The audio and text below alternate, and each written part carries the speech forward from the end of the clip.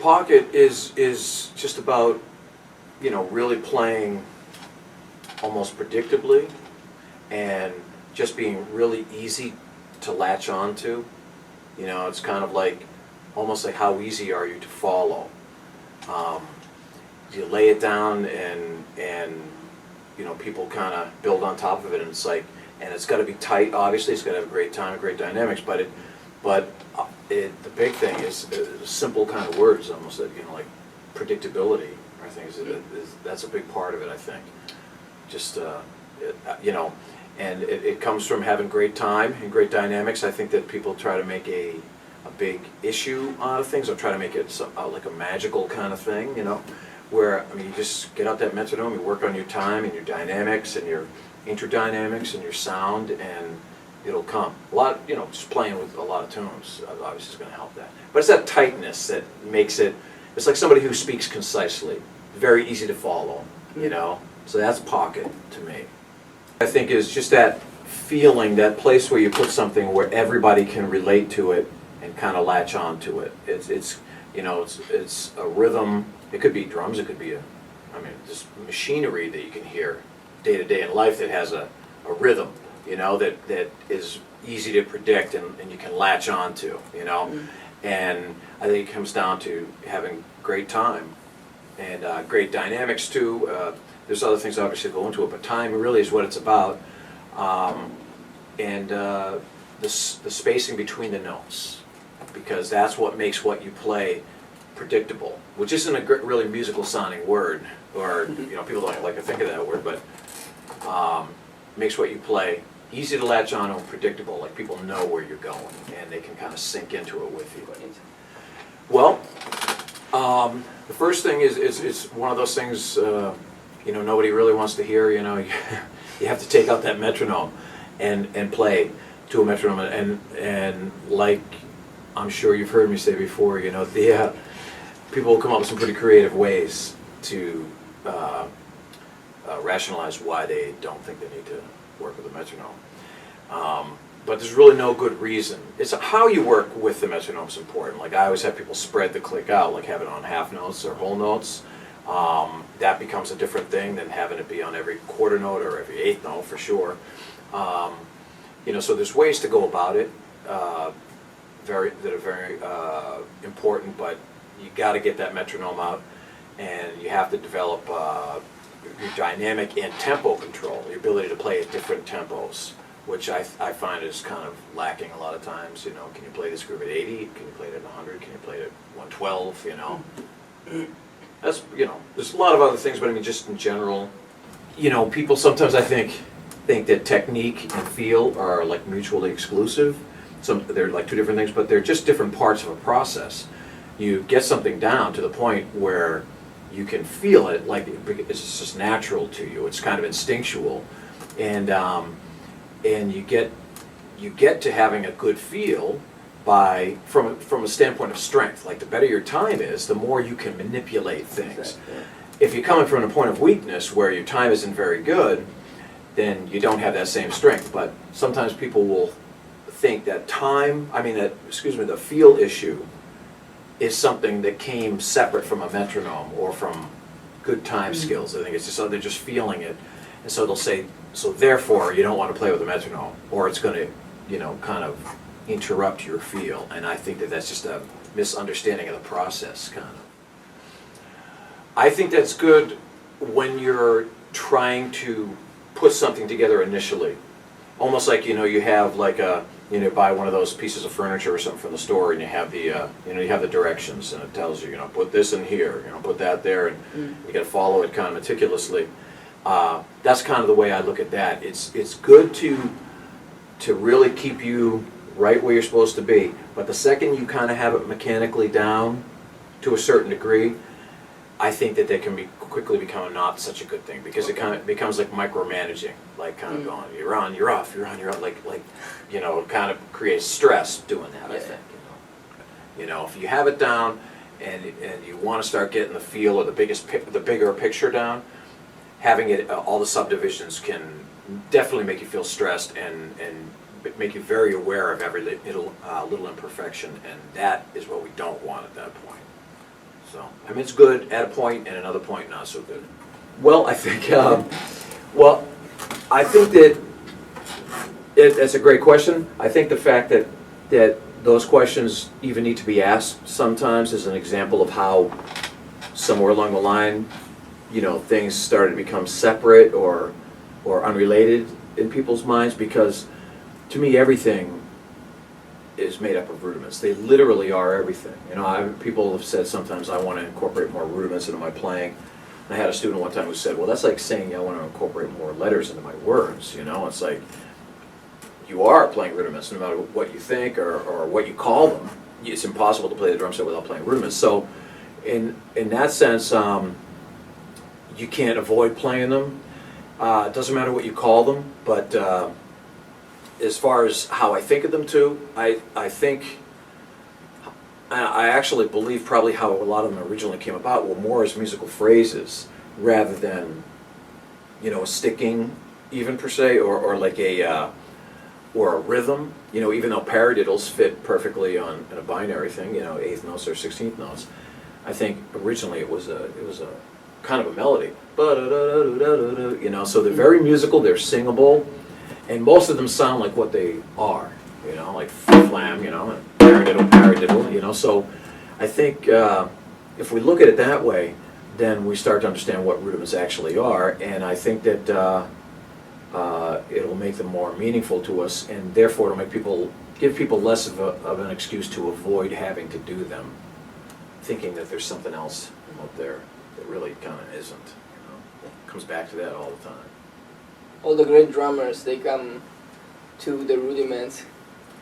Yeah, people. I've even heard people describe some of their favorite drummers and say, well, they don't have a big rudiment. But I think that all that stuff is a misunderstanding. I agree with you. I think that for the most part, you're not going to find a great drummer who doesn't have a very strong, rudimental background. I don't mean that in a literal sense, like they march in a drum corps or something, but they're just, rudiments. The word is not necessarily the musical word, it's just the rudiments of something, the pieces, the building blocks. It's the language of the instrument. Yeah, it's all there.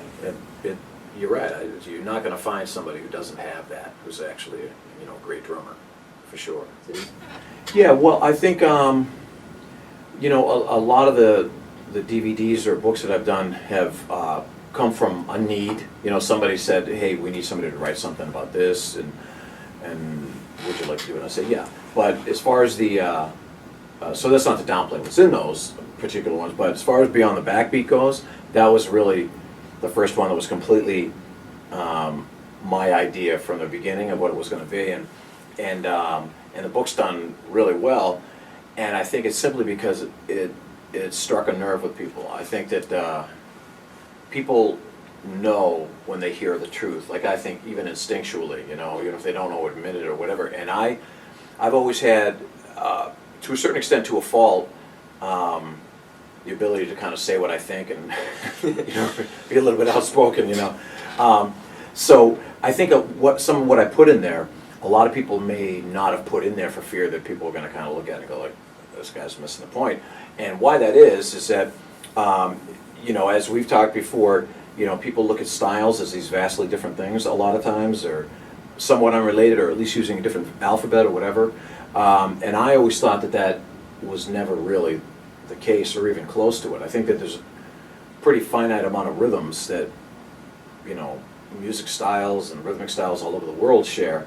And it's just a reapplication of them, or a hearing them in a different context, which is the thing that makes them sound so different. And they, in the strict sense of the word, they are different, but rhythmically, they're not so different at all. And what I do in Beyond the Backbeat is I just start with a backbeat groove, because it was kind of geared towards people coming from that background, and I morph the groove into a groove that they feel very uncomfortable with, or they think of as very foreign. Like I might start, with funk and then end up in samba, in 5 or 6 steps, or start with funk and end up in songo. And that's kind of what I did, coming up, I I guess, lack of a better way to say it, you know, I always thought there was a certain amount of ignorance on my part that was an asset, because I didn't stop to think so much, oh, this is a certain style and I have to be this and I have to make sure I do this. I just kind of play what I played, and I would kind of form it to what's going on, you know, and I'd kind of learn on the fly. But that's basically what that book is, you know, just starting with a groove and saying, okay, you're comfortable with this, now just kind of change this, you know, step one. Step two, change the bass drum a little bit like that, and they're still kind of looking at it from the other angle, but it's like, oh, guess what, you're playing a samba, you know what I mean? So, and I think that's why it's done well, because it's just, I think it's logical, it makes sense, and people That's awesome. feel like that Yeah. too, you know. I actually have quite a few books I'm going to be putting out over the next year or so, and all self-produced. So I'm in the this is one that's it's not quite ready to release yet, and as you can see, I'm still getting my my Photoshop skills and stuff down. So you know, doing the whole thing is a different thing, but it's actually been a great experience. But this one here, time, tempo, and transition, or tempo and time transition, I should say, is the one that's closest to being out, and I just have to do the CD for it. And this is almost on the same topic, or similar to the Beyond the Backbeat. It's kind of simplifying the view of everything as best I can. I started thinking at some point that people were doing too many, were breaking technique up into too many parts and not seeing the relationship between all of them. And so I used to tell my students, I'd say, okay, when you practice, sit down and you know, play a beat, and then leave the metronome on whatever tempo it's on, you know. Pull out a snare drum book and play a snare drum piece, you know, and then start working on, I don't know, a Latin groove, but leave the metronome, like don't get up and change it, make it a whole new thing. And I would just tell them, and I would switch things up a lot like that. And I thought to myself, well, you know what, maybe I should write some stuff like that. And so that's what I started doing with these. And I have a lot of these now. I'll be able to put out a few versions of this, but like this, for instance, like the tri-groove etude, where from the traditional way, maybe not the traditional, but the more modern kind of philosophy of drums, I think, to a certain extent, from that vantage point, this is going to look arbitrary. Like, well, you're playing a shuffle, then you're playing a snare drum thing, then you're playing kind of a jazz blues thing, then you're playing flanger. You know, it's going to look like that. But in reality, that's what you're doing when you're playing. You're incorporating that stuff all the time. So even to just play from line to line and play something at the same tempo as you were playing something else. Actually, maybe I should give you a real quick example of it. Yeah, let's do it. If you have somebody working on playing fives and just in double stroke roll as triples. So what page is that in the book? This would be, what page is that actually? This is page 30, no, that's 31. Awesome. My eyes, I think I need my glasses. So this is really the concept of the whole book actually right here is there's different aspects of playing, or what I started calling the different elements of playing. Like you could have, you know, you're playing on the snare drum, you could have times when you're playing more throughout the kit. You'd have things that are very staccato kind of movement, you know? Like if I'm playing a funk groove and I'm, you know,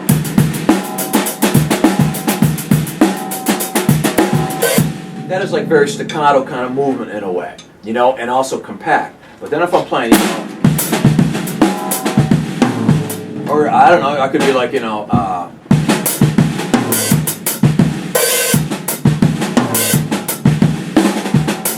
and it's very legato kind of, you know? Yeah. And I started realizing that that's the stuff that makes people change tempos more than anything when they're going from one to the other. And it all comes down to transitioning and being able to play everything in your vocabulary at one tempo. Not all at the same tempo all the time, but in other words, like, here's 80 beats per minute, you know, what can you play of your vocabulary there, and how can you relate it? So this here, for instance, like I'll have, let the first line be just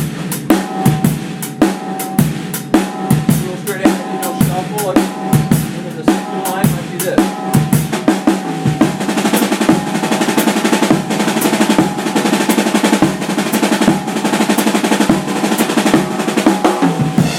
And so forth down the page. Now, a lot of people look at that like, okay, you're playing a shuffle and then you're working on a snare drum piece. And I've had people say that to me too when I started doing some of this. Why are you working on a snare drum piece? And then the next thing you kind of go into a rock thing. And I'll say, well, that's a perfect example of what I'm talking about, is we think of these things as unrelated things and things that are different musical issues, where in reality they're actually mechanics that we have to have down, like, all together. Because if I'm playing, it's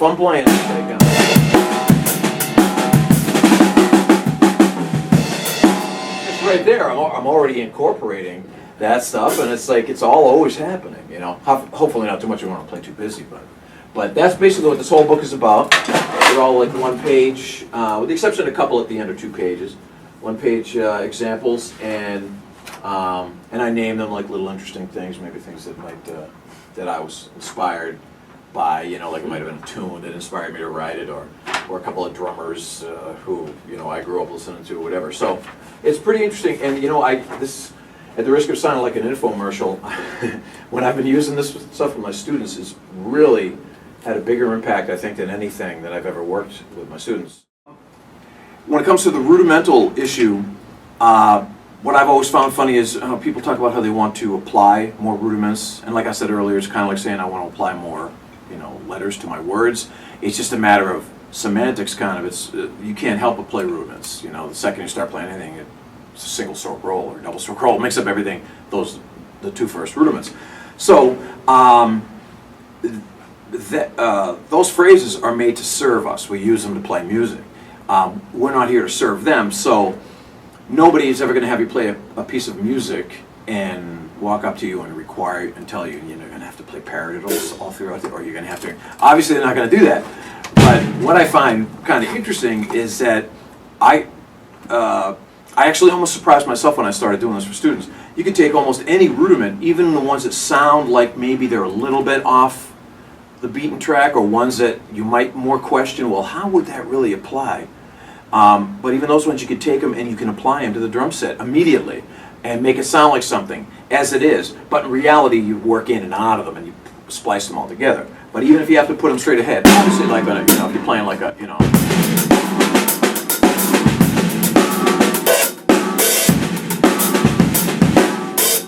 paradiddles or inverted paradiddles. What I find interesting about inverted paradiddles, check I play. And then I change the accent. Instead of the last backbeat, I play.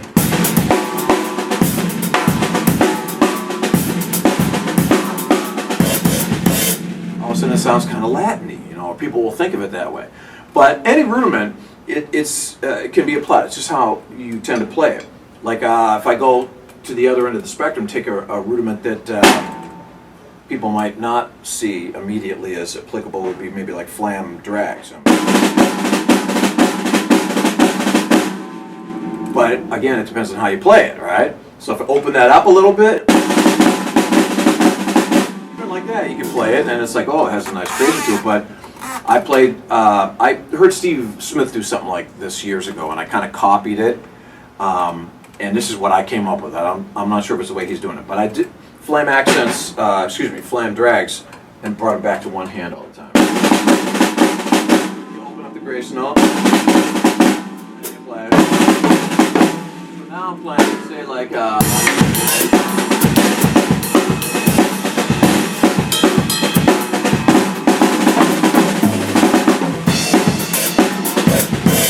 up here. In a triplet thing.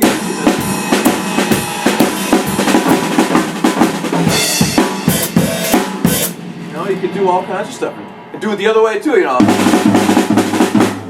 And people are never going to recognize that as a flam drag, because they're going to say, oh, that's a, you know, it's like, oh, that's not that. But it is. It's how you work it. Or another good one is Rudiments. There's a whole lot of, you know, obviously 5-stroke rolls and drags and single drags, drag tap, whatever. They're all very applicable, but Rudiments is one that somebody said to me recently, oh, that's kind of an old style rudiment, and I don't really see how it would apply. And I was, well, that's kind of interesting.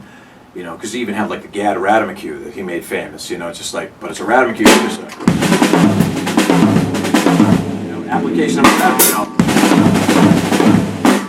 But almost in that same idea, I would do like this hip hop kind of thing where I play like so do the drag down here, and then the first note is replaced up here. So that, and then the way it worked, it like the backbeat would come up, like kind of the drop backbeat. Pa, pa,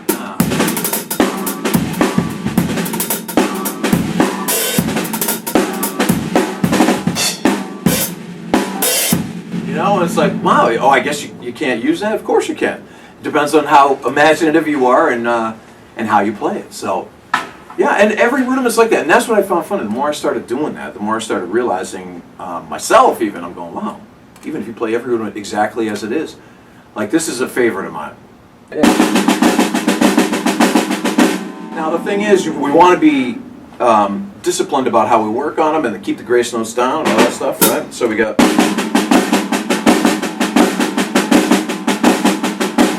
But the nature of a lot of flam rudiments especially is that people learn them in this very snappy kind of way. You know, like, I understand why they might do that, because if you're loose, it gets more difficult to keep the grace note down. So we have to try to keep loose and keep the grace note down. It's just hard to do that, but again, you loosen it up a little bit, and how you apply it, all of a sudden it becomes something else. So I say, so I'll play, say something like,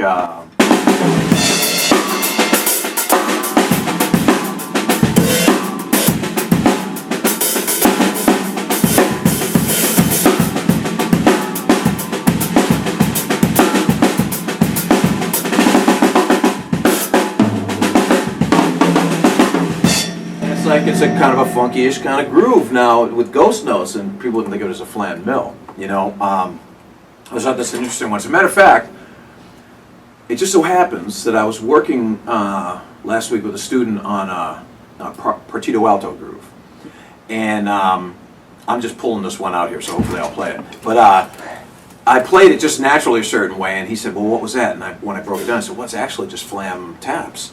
So, you know, I was playing...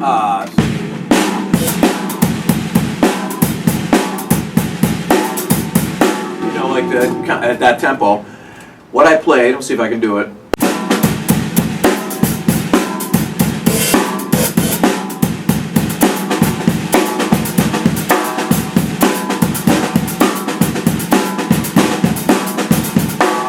Something like that.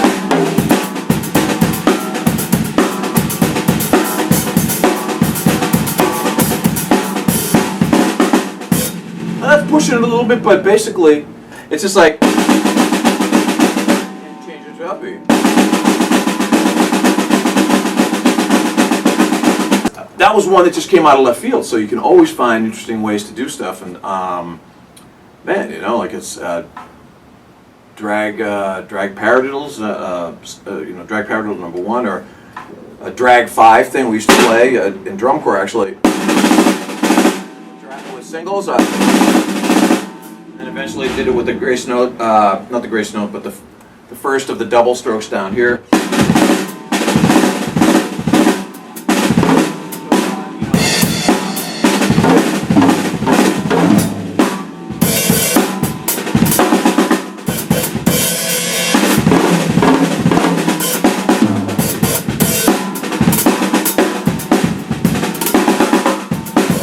You know, moving around different ways like that, and it's still based on one sticking and one pattern, which is not literally a rudiment, that one, but it's a makeup of kind of a hybrid rudiment.